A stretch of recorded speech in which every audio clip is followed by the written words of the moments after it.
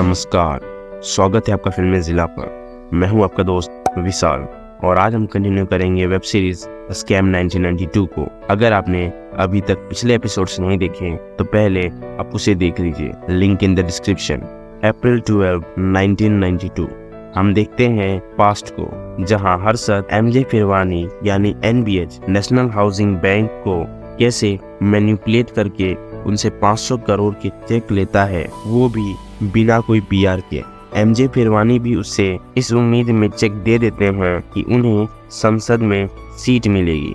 Scene shift होता है present day पर। CBI हेडक्वार्टर में हम देखते हैं CBI हेड को, जो हर्षद के केस के लिए अपने सबसे काबिल ऑफिसर के माधवन को चूज करते हैं। फिर हम देखते हैं सुचिता और देवाशीष को, जो एक स्लम एरिया में जा रहे होते हैं क्योंकि सुचिता को किसी ने बुलाया था, ये कहकर कि वो हर्षद के बारे में कुछ इन्फॉर्मेशन दे सकता है। और जब सुचिता वहाँ देवाशीष के साथ पहुँचती है तो वो देखती है RBI गवर्नर वेंकट राजन को, और वो सुचिता को बहुत इन्फॉर्मेशन देते हैं कि कैसे हर्षद ने एमजे फिरवानी से 500 करोड़ लेके SBI को दिए हैं, और वो अब चाहते हैं कि सुचिता इस पे आर्टिकल लिखे ताकि गवर्नमेंट उन्हें परमिशन दे एमजे फिरवानी पे रिसर्च करने के लिए। और होता भी कुछ ऐसा ही है।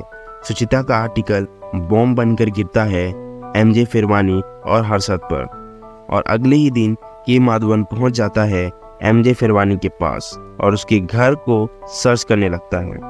दूसरी तरफ हर्षद डील करने जाता है त्यागी से और उसे अपने 1400 करोड़ के होल्डिंग्स ऑफर करता है, लेकिन त्यागी कहता है कि वो इसके सिर्फ 500 करोड़ देगा क्योंकि वो जानता है कि हर्षद को सिर्फ 500 करोड़ की जरूरत, और हर्षद ये डील कैंसिल कर देता है। दूसरी तरफ के माधवन एमजे फिरवानी को ले आता है इंट्रोगेशन के लिए और उसे बहुत टॉर्चर करता है, लेकिन एमजे फिरवानी उन्हें कुछ नहीं बताता। के माधवन जाता है SBI में और वहाँ जो भी इस केस से जुड़ा हुआ होता है उससे इंफॉर्मेशन कलेक्ट करने लगता है, और के माधवन सबको बहुत स्ट्रिक्टली बात करता है। फिर के माधवन सीतारमन को उठा के ले आता है इंट्रोगेशन के लिए। एमजे फिरवानी और हर्षद मिलते हैं और एमजे फिरवानी कहता है कि वो और टॉर्चर बर्दाश्त नहीं कर सकता है, और अगर एक बार और इंट्रोगेशन हुआ तो वो सब कुछ बता देगा। हर्षद रात में फ़ोन करता है स्वामी जी को और उनसे मदद मांगता है, लेकिन स्वामी जी उसे टेंशन लेने से मना कहते हैं और कहते हैं कि सब कुछ ठीक हो जाएगा। हर्षद बहुत गुस्सा होता है। मई 21, 1992 एमजे फिरवानी हार्ट अटैक की वजह से गुजर जाते हैं। दूसरी तरफ सब लोग सुचिता को कांग्रेस कर रहे होते हैं क्योंकि उसी ने उसके ऊपर आर्टिकल लिखा था, और सुचिता के आर्टिकल की वजह से ही उस पर इतना टेंशन बना कि उससे उनको हार्ट अटैक आ गया। फिर के माधवन सर्च वारंट के साथ आते हैं हर्षद के घर पर और घर की छानबीन करने लगते हैं, लेकिन ज़्यादा कुछ नहीं मिलता है। फिर के माधवन हर्षद और अश्विन दोनों को उठाकर ले जाते हैं। रात को सुचिता और देवाशीष पहुंचते हैं हर्षद के घर और वो पूछते हैं कि उन लोगों ने क्या पूछा और उनका क्या कहना है इस पे। लेकिन हर्षद की पत्नी सुचिता दलाल को बहुत जलील करती है क्योंकि उसी की आर्टिकल की वजह से हर्षद जेल में है। सीन शिफ्ट होता है और हम देखते हैं राहुल को, जो बहुत टेंशन में होता है क्योंकि हर्षद के कहने पर उसने बहुत पैसा मार्केट से लोन पे ले लिया था और उसे मार्केट में इन्वेस्ट कर दिया था, और अब वो सब लॉस हो चुका है। BSE में सभी स्टॉक्स ब्लड बाथ लेते हैं और सभी लोग ग्रोमोर के जॉबर्स को बहुत मारते हैं। साथ ही सब लोग भूषण के पीछे भी पड़ जाते हैं। सभी पब्लिक हर्षद से नफरत करने लगती है।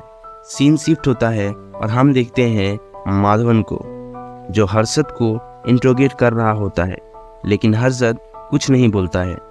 फिर माधवन हर्षद को जेल में डाल देता है। अश्विन तो घर आ जाता है, लेकिन हर्षद को बेल नहीं मिलती। फिर भूषण अश्विन को बताता है कि कोर्ट ने बोला है हर्षद और अश्विन के सभी एसेट्स को अटैच करने के लिए।